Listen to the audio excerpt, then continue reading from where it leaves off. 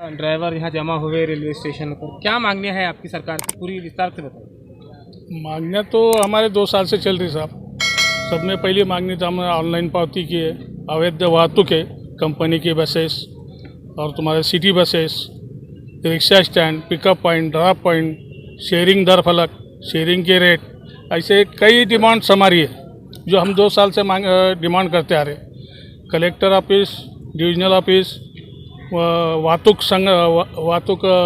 Department, police का वाहतुक department, इनसे हमने कई बार इसके बारे में चर्चा की, निवेदन दिया गया। डिविजनल कमिश्नर ने इसके ऊपर हमको एक लेटर दिए थे कि हम तुम्हारी डिमांड पूरी करने के लिए हमने वाहतुक एसीपी को लेटर दिए। एसीपी ने फिर लेटर दिया कारपोरेशन को कि इनकी जल्दी से जल्दी इनकी स्टैंड की जो डिमांड है, जैसा स्टेशन की हो गई, बाबा की हो गई, CIDCO bus stand, central bus stand, ये पूरी करो और इनको स्टैंड दो। मगर उसके ऊपर अंमलबजावनी अभी तक कोई कर नहीं रहा। दूसरी बात, इन्होंने बार बार रिक्शा वाला बेसिस बोल के एक ठपका रिक्शा वालों पे लगा दिए। और रिक्शा वाला बेसिस तो है तुम बोलते, ये हुआ क्यों, किस लिए हुआ? आज वो अपने घर दार चलाने के लिए, बाल बच्चे पालने के वास्ते मरमर करता, 12-14 घंटे रिक्शा चलाकर अपना धंधा कारोबार करता। वो क्यों कर रहा? क्योंकि उसकी जगह नहीं है खड़े रहने के लिए, तो पैसेंजर को खींच के ले जाना पड़ता। मेरे को नहीं मिलेगा तो वो लेके चल जाएगा।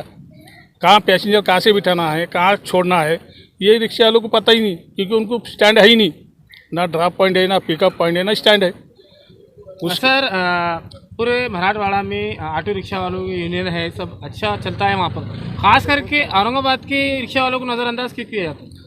हाँ, ये बात तुम्हारी सही है। रिक्शा वालों को नज़रअंदाज क्यों जाता है? क्योंकि रिक्शा वाले यहाँ पे सब हमारे संगठन भी और रिक्शा भी सब बिखरे हुए हैं, कोई संगठन से जुड़े हुए नहीं है। रिक्शा वालों को पहले तो चाहिए किसी न किसी संगठन, कोई भी संगठन रहो।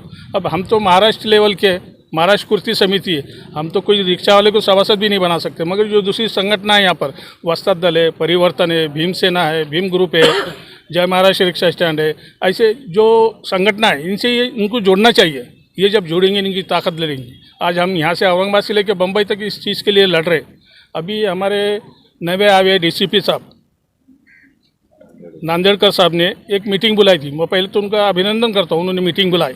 मगर उन्होंने मीटिंग बुलाई, एसीपी साहब थे, थोड़ा साहब थे, डीसीपी साहब थे और सभी तकरीबन पीआई थे वहाँ पर। उन्होंने साफ लफ्ज़ों में कहा कि रिक्शे वालों ने सुधरना चाहिए। गाड़ी कहाँ पे खड़ी करना? अरे कहाँ खड़े करना बताओ तो सही तुम। हम रिक्शा वाला गरीब है बोले, रिक्शा वाले पे हम कार्रवाई करेंगे। हम स्कोडा वाले पे नहीं कर सकते, मर्सिडीज वाले पे नहीं कर सकते, ट्रक वाले पे नहीं कर सकते। क्यों भाई, उनके वास्ते कानून ना लगे क्या? और रिक्शा वालों के वास्ते अलग है क्या? तुम सरसगड़ कार्रवाई करो ना। तुम हमको स्टैंड दो, जगह बताओ, पार्किंग दो, हमको जो अधिकार है हमारे वो अधिकार हमको दे दो। उसके बाद 500 की नहीं 1000 की पावती दो, हम खुशी से लेंगे। सर, हमारे प्रधानमंत्री ने सबका साथ सबका विकास कहा है और गरीबों की मदद भी करते हैं, तो खास करके रिक्शा वालों की भी गरीबों की मदद होना, ऐसी कोई मांग करेंगे कि इनका कोई मंडल हो, अलग से कोई सुविधा मिलनी चाहिए रिक्शा वालों को? हाँ, ये बात है। जो हमने इसके वास्ते बॉम्बे में हमारा एक अधिवेशन हुआ था, सब में पहला अधिवेशन कुर्ती समिति ने ली और मुंबई में ये अधिवेशन हुआ गया था। वहाँ पर हमने कल्याणकारी मंडल की डिमांड की थी। जैसे ट्रांसपोर्ट कमिश्नर थे, मुख्यमंत्री, उप मुख्यमंत्री, गृह मंत्री, इनको निवेदन देकर उसके डिमांड की गई। उसकी अमलबजानी, उसको घोषणा तो हो गई कल्याणकारी मंडल की, मगर अमलबजानी उसकी आज भी नहीं हो रही। और आज भी हमारी डिमांड ये है, कल्याणकारी मंडल पहले अमलबजानी हो। इसके लिए हम आने वाले 8 जनवरी से अमरण उपोषण के लिए विभागीय आयुक्त कार्यालय के सामने बैठने वाले हैं। और इसकी शुरुआत हम भड़कल गेट डॉक्टर बाबा साहब अम्बेडकर के पुतले से वहाँ अभिवादन कर वहाँ से की जाएंगी। सभी रिक्शा वाले, चालक, मालक सब वहाँ पर हाजिर रहेंगे और वहाँ से शुरुआत की जाएंगी। आपको पूरा नाम बोलिए। मेरा नाम Sheikh Sarwar captain, auto rickshaw चालक मालक संगठन संयुक्त कुर्ती समिति महाराष्ट्र राज्य शहराध्यक्ष, परिवर्तन रिक्शा चालक मालक संगठन जिले के अंदर ऑटो रिक्शा की बहुत सी संगठनाएं हैं, मगर वो एकजुट नहीं होती, एक प्लेटफॉर्म पे नहीं आती। इसके लिए क्या काम करेंगे? सबसे पहली बात तो मैं अपना परिचय देता हूँ। महाराष्ट्र संयुक्त कुर्ती समिति जिला अध्यक्ष शेख लतीफ़, परिवर्तन ऑटो चालक संगठन संस्थापक अध्यक्ष। जो हमारे सर्वर में ने भी बताया है कि संगठन एक जगह पे नहीं आती, तो इनकी बात 100% सही है कि संगठन एक जगह पे नहीं आती और उसके वजह से रिक्शा चालक एक जगह पे नहीं आती। कुछ संगठनों की आपसी रंजिश के वजह से रिक्शे वाले आज बिखरे हुए हैं, सबसे बड़ा कारण ये है। दूसरी बात है, रिक्शे वाले को एक चालक को क्या चाहिए, वो तो कोई भी संगठन से पैसे नहीं मांगता, उसके ऊपर जो अन्याय होता, अत्याचार होता, उसके लिए न्याय के लिए उन्हें जो है तो एक संगठन के साथ जुड़ता है और उसके लिए दुआर लगाता है। जब तुम उस टाइम में उसके साथ में भी खड़े नहीं रहते हैं तो जाहिर सी बात है वो आपके साथ जुड़ने के लिए कभी तैयार नहीं होगा। लतीफ़ सर, महाराष्ट्र में बहुत से ऑटो यूनियन है, ऑटो ड्राइवर है, तो वो गवर्नमेंट की गाइडलाइंस को फॉलो करते हैं, मगर औरंगाबाद के ऑटो रिक्शा वालों पे आरोप लगता है कि वो गाइडलाइंस को फॉलो नहीं करते, क्या कहेंगे? ये कौन बताया आपको? बार बार कहा जाता है कि रिक्शे वाले नहीं। बीच में खड़े कर देते हैं गाड़ी, कहीं भी रोकते हैं, कहीं भी सीट बिठाते हैं। नहीं, मैं आपके मार्फत से पूछता हूँ, ये बताया कि नहीं? मार्फत से नहीं बात चलती ना, बताते ना, न्यूज़ों में आते रहता ना कि औरंगाबाद के रिक्शे वालों पे घड़ी घड़ी इल्ज़ाम लगता है कि बेहिस्त गाड़ी चलाते हैं। बेसिस्ट गाड़ी चलाते हैं। बेसिस्ट पुलिस बोलती है बेसिस्ट है। मुझे बताओ कि औरंगाबाद शहर के अंदर कौन से स्टैंड है जिसमें हम बेसिस्ट है? औरंगाबाद शहर के अंदर बताओ आप मुझे 100% पौते आप चेक कर लो जिसके पीछे से पौटू हो, क्या 100% गाड़ी सिंगल जंप करती? 100% गाड़ी जो है तो लोगों के आंख पे डाल के भागती है? 1% गाड़ी, मैं पुलिस से भी बोलता हूँ, सीपी साहब से भी बोलता हूँ, 1% गाड़ी जो ड्राइवर के साथ में खड़े करके उसको पौती का कारण बता के दिए गया है क्या? 100% पीछे से फोटो मारते, जो गाड़ी हमको मालूम नहीं कि कितने की फाइन आ रही है, वो हमारे को घर पे जाने के बाद मैसेज आता है कि भाई 1500 रुपये आ चुके। अरे मैंने गलती क्या किया, मैं उसको सुधारूँ कैसे? ये हम किससे पूछेंगे? औरंगाबाद शहर के डीसीपी ट्रैफिक जो है, एसीपी ट्रैफिक से पूछेंगे।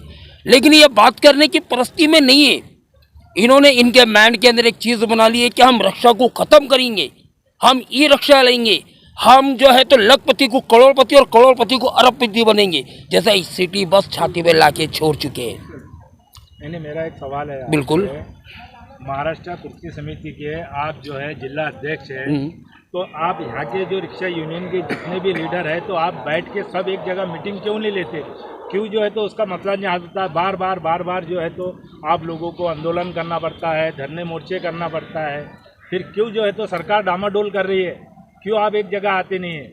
क्यों आप में जो है तो लीडर लोगों में गठबाजी है? इसकी वजह क्या है? दो चीज़ें मैं आपको बताता हूँ। पहली तो बेसिस्ट की जो तो उसका मैं क्लियर कट आपको बताऊंगा।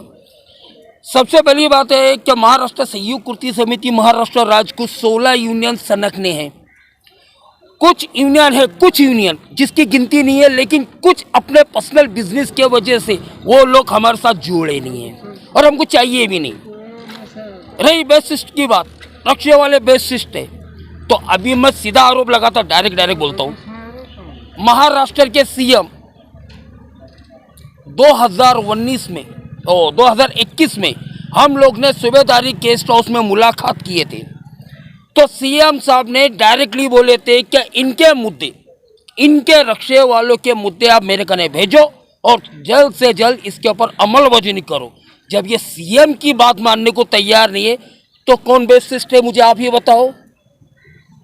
महाराष्ट्र के सीएम ने कलेक्टर साहब को बताए थे, औरंगाबाद के जब एसीपी ट्रैफिक थे उनको बोले थे कि शिंदे साहब ने कि इनकी पूरी रिपोर्ट मुझे भेजो और मुझे इसका हवाला डालो, इनके साथ में अन्याय हो रहा। तो आज वो बात को 2 साल हो गए हैं, तो उसके ऊपर डिपार्टमेंट को नहीं समझ में आ रहा कि कौन बेसिस्ट है, फिर हम बेसिस्ट है। नहीं, तो आपने जब उनसे मुलाकात की जी, थी, जब आपकी चर्चा हुई थी, तो उसके बाद में दोबारा आप जो है तो सीएम से मुलाकात करेंगे? फिर बिल्कुल किए सर, 2 बार मुलाकात किए। क्या आश्वासन मिला तुमको? आश्वासन बोले तो जब रनिंग कलेक्टर साहब थे उस टाइम में उन्होंने उनको बताया क्या भाई इनका हवाल मुझे भेजो, इनकी समस्या मुझे भेजो।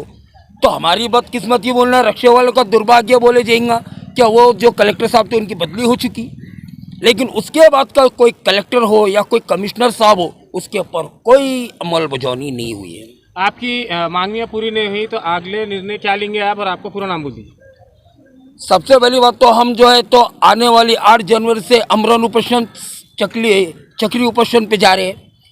वो 9 से 10 दिन हम वेट करेंगे, कभी उसके अंदर हमको न्याय नहीं मिलता है तो आने वाले समय में हम वक्त नहीं देते हुए, आने वाले समय में हम औरंगाबाद में नहीं, हम पूरे मराठवाड़े के अंदर जगह जगहों पे जो है तो आत्माधन का निवेदन देंगे और आत्माधन करने का पर्याय चालू रखेंगे। आपका नाम बोल दीजिए। मेरा नाम है शेख लतीफ़, महाराष्ट्र संयुक्त कृषि समिति जिला अध्यक्ष। अच्छे अंदाज में बताया है कि ऑटो रिक्शा की समस्या क्या है, क्या मांगनियाँ है आपकी, क्या समस्या है, क्या कहेंगे सरकार से? सरकार से यही कहेंगे कि हमारे ऑनलाइन पावते आए तो हमको जगहों पे देना। वो चालान के अंदर पहले जो चलते थे, रिक्शा वाले की कमाई 1500 रुपये नहीं 200 रुपये चालान करना, 500 और 700 रुपये रिक्शा वाले की कमाई। और पार्किंग नो पार्किंग, क्योंकि अभी तक ना हमको कमिश्नर साहब ने दिए ना महानगर पालिका ने दी, ये सिर्फ अपने एक में कैंग पे थोप रहे अभी तक। तो जब तक ये देते नहीं, जब तक हमको पार्किंग नो पार्किंग के पावते माफ़ करना पूरी तरह से, और जब देंगे उसके बाद में पावती हमको लागू करना, आपका नाम ये हमारी विनंती है। जावेद मनियार इब्राहिम।